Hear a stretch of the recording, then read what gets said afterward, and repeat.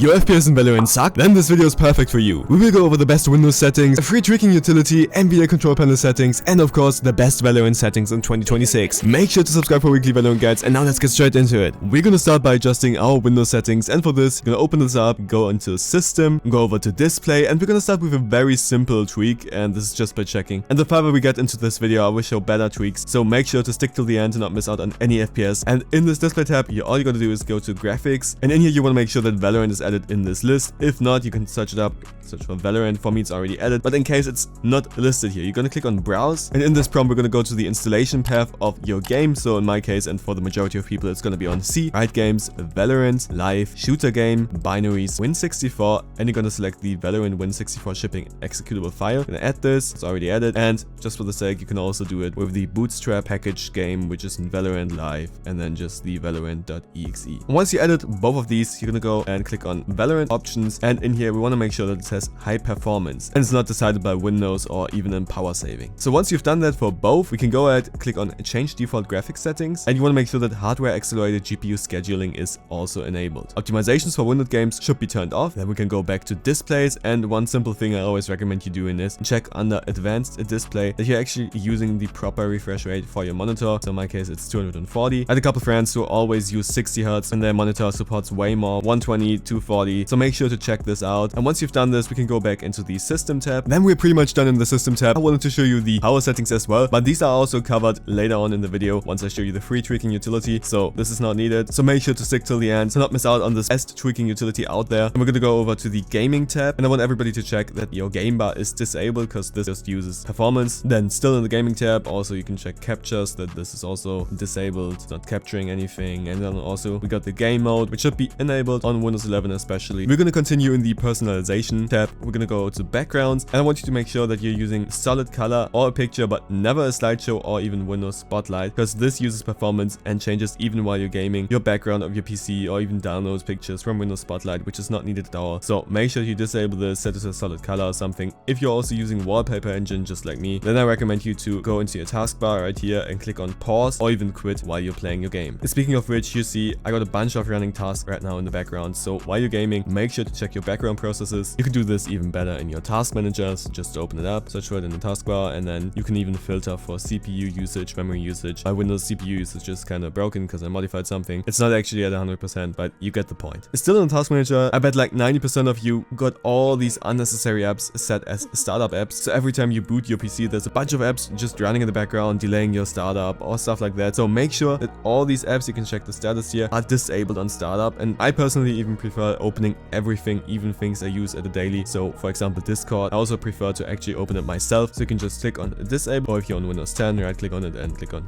disable. Once you've done this, last thing is check your Windows updates, that you're always up to date. I personally can't use a newer Windows version at the moment because it has issues with my specific mainboard and GPU. But if that's not the case for you, make sure you're always up to date. The same goes for your GPU driver, which is probably more important than even your Windows version. Make sure you're always up to date. Speaking of which, also make sure to update your mainboard from time to time. In my case, I had my mainboard for roughly 2 years, and they released like 6 updates, which I never did, which definitely increase your performance during gaming. So make sure to do your chipset and also the mainboard updates frequently. Now we're basically done in the Windows settings, and we can continue with the free tweaking utility, Frozen Tweaks. I updated it recently, and it got a brand new version, 1.1.5. All you gotta do is go on this website, frozentweaks.com, click on download now, and this is gonna download the latest version. Then you can just click on login, register for completely free. Once you got the download, you can double click on the executable file, click on yes, and this is gonna open up this launcher where you just enter the credentials of the account you just created. Make sure to toggle remember me so you can always log in way faster. And once you've done this, we're in the dashboard. Here you can see your system usage right now. Here you also see my actual CPU usage and not the bugged one in the task manager. And then we can also see some tweaks I currently enabled because I don't like Cortana, stuff like that. Now let me guide you through this real quick so you can see every single feature what Frozen Tweaks really offers. We got the one-click suite, which is currently only Frozen Pro and Elite, but don't worry, there are also a bunch of free tweaks. Then we got the tweaks catalog, which offers the free tweaks right here. Then we got the Frozen AI, which optimizes in real time, pretty sick. Then we got game profiles, a bunch of other games here as well in the near future, but in your case, you're probably playing Valorant, so you can just hit apply. And in case you need any support, you can join the community Discord server, which is also linked down in the description. But we're gonna continue with the tweaks catalog because this is for completely free and every one of you can use this. You can also create presets, so in case some tweaks are better for certain games, you can create them here. For example, I can call it Hello YouTube, create it, and now I can select the certain tweaks, and then it gets automatically saved. So in case then I switch between these, it reverts in real time once you're switching and enables everything. So we're just going to scroll down in the all categories section, but as you can see, you can deep-load Windows, optimize your GPU, your power, network, CPU, memory, deep-load your Windows, and stuff like that. So we're going to start, of course, and I'm just going to show you how easy it is. It's one click, and there's no need for me to tell you what every single thing does. So for example, Cortana, pretty useless. Any of you actually used Cortana, make sure to comment down below, but I don't think so. And it says successfully applied disable Cortana, and now Cortana is disabled on your system. The power plan, which I mentioned earlier, here we can enable it, toggle this, and it's successfully applied the best power plan. If we now go into the control panel, power plan, you're gonna see currently Frozen Ultimate Power Plan. I did some tests down below, don't worry about this. It's currently selected. By default, you got balanced, and highest performance is also available, but Frozen Ultimate Power Plan is even better, so make sure to check this out. Small warning, if you got overheating issues and you're using a laptop or something, I don't recommend actually using this, so you probably should stick on balance, or maybe go on high performance and check how it works. But usually, if you got overheating issues, don't do this, because this could actually result in less FPS than before. But in my case, I can just continue scrolling down, disable power throttling, disable the game DVR in the game bar, disable the Windows search, indexing, and stuff like that. So just make sure to scroll down below. So just make sure to scroll through all of these and optimize your system. If you think this is helpful, you can also check out the one-click suite, which does like 10,000 times more. So make sure to check this out. Also, the Frozen AI is pretty cool, and the game profiles are perfectly for your main games. Now we're done with Frozen tweaks, and I'm gonna continue in the Nvidia control panel. If you're on AMD, make sure to use the video timestamps to skip to the Valorant settings, where I'm showing you the best Valorant graphic settings for the best performance. But in my case, I'm just gonna continue, and we're gonna start in the adjust image settings with preview. By default, this is gonna be on let the 3D application decide. You're gonna switch this to use my preference, emphasizing, and you're gonna slide the toggle to performance, hit apply. Then we're gonna go over to the manage 3D settings, and in this manage 3D settings tab, you can pretty much copy over my settings. Make sure that ambient occlusion is set to performance. All these anisotropic filtering or all this anti-aliasing stuff is gonna be set in Valorant itself, so it doesn't really matter, and we don't override anything. In CUDA GPUs, you should select your certain GPU. Low latency mode should be set to ultra. Max frame rate should never be tapped, so set this to off. OpenGL GDI compatibility should be set to prefer performance. Same goes for the rendering CPU, set this to your GPU. Power management mode, we want to prefer the maximum performance. Refresh rate should also be the highest available one. And texture filtering quality should be set to prefer the highest performance. And that's pretty much it. I'm gonna scroll through this one more time, and you can just pause the video and compare it with yours, then hit apply. Now you're basically done and optimized your GPU or your Nvidia control panel, also for the best performance possible. One small thing I recommend for personal preferences is in the display and adjust desktop color settings tab. There select your main monitor on which you're playing. Increase the digital vibrance to around 75 or even 100%. In game, you're gonna notice the difference. Everything is way more vibrant, and personally, I like this, and I know a lot of people who also prefer this. But once again, just play around with this, test it out if you like it or not. Now in the Valorant lobby, we're gonna go over to the settings, video, and we're gonna start in the general tab. And here for the display mode, I recommend everybody to either use full screen or windowed full screen. A bunch of people are probably gonna say full screen is always better, but there are actually also pros who are playing on windowed full screen. Whatever you prefer should work. Just make sure you're not playing windowed. None of this really matters. If you want to play stretch resolution, make sure to check out my tutorial on my channel as well for this, how to play true stretched in 2026. But we're gonna continue with the limit FPS. All of these settings should be set to off, and we're gonna set the Nvidia Reflex low latency to on plus boost. We're gonna continue in the graphics quality. Multi-thread rendering should be set to on. All these quality settings should obviously be set to low. This MV sync is gonna be turned off. Anti-aliasing should be set to none. Anisotropic filtering to 8 times. The clarity improvement feature doesn't really have that much of an impact. I prefer to be turned off. You can play around with this and just see if it really makes a difference for you, if it's worth turning it on or not. So I'm just gonna keep it on off. The sharpening, bloom, distortion, all of them should be turned off, and obviously shadows as well. Once we've done that, we're good to go to hop in a range, and I'm gonna show you my FPS right now. Now that we're in the range, you can already see I'm averaging around 600 to 700 FPS. Of course, this could vary, and I could also walk around and walk against the wall like some YouTubers like to do, and I could easily achieve around 1000 FPS. But I'm gonna keep it completely transparent with you, and I'm gonna say, even though I'm recording right now, I'm getting around 700, 800 FPS,